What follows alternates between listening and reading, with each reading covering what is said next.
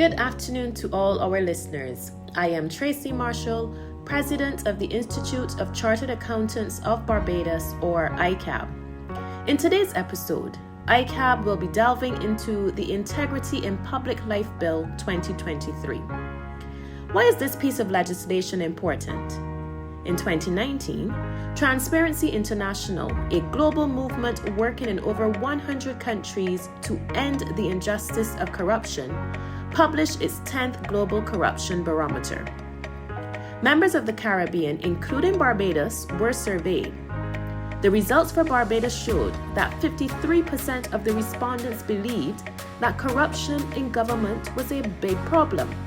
29% believed that the Barbados government was not doing a good job at tackling corruption. Integrity is essential for building strong institutions and assures citizens that the government is working in their interest, not just for the select few. Integrity legislation is crucial as it helps to establish standards, transparency, and accountability in various sectors. It aims to prevent corruption, fraud, and abuse of power by outlining clear rules and consequences for unethical behaviors. The implications of this legislation extend beyond politics. By upholding the values of honesty and accountability, we create an environment where businesses can thrive, investors can trust, and citizens can have confidence in their leaders.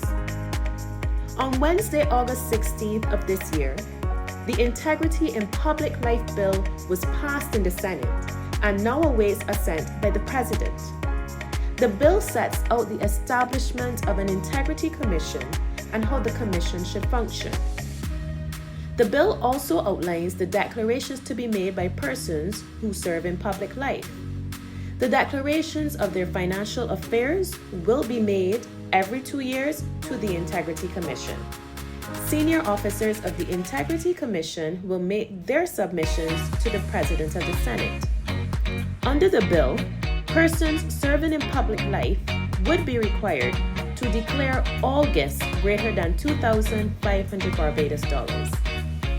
Members of the House of Assembly and Senate will be required to file a statement of registrable interests with the Commission, such as appointment of a directorship or the membership of an association.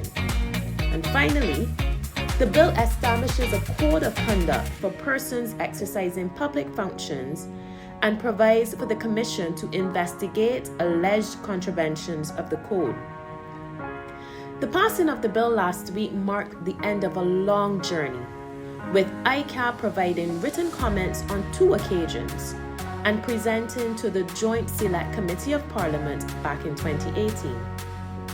While the Institute is pleased to see that the bill has been passed, legislation alone is not sufficient to ensure ethical behavior. ICAB believes that the necessary administrative and enforcement mechanisms must be put in place to support and achieve the legislation's intended purpose. The appointment of members of the Commission should also be a priority. Awareness campaigns and training should be initiated to educate public officials as well as the public about the new legislation and its implications. In addition to the Integrity in Public Life Bill, another important piece of legislation that we should be aware of is the Prevention of Corruption Bill, which was passed in both houses in 2021. This piece of legislation, like the Integrity in Public Life Bill, is a useful tool in the fight against bribery and corruption.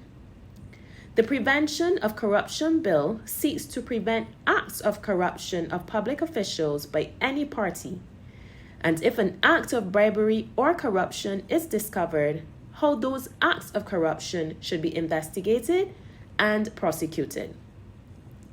ICAB also believes that awareness campaigns and training should be initiated to educate public officials as well as the public about this piece of legislation, as well as its implications.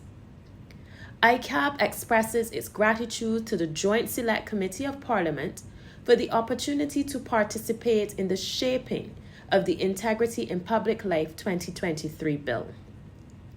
We hope this legislation will serve its stated objective of promoting integrity of persons in public life and strengthening measures for the prevention, detection, investigation, and prosecution of acts of corruption.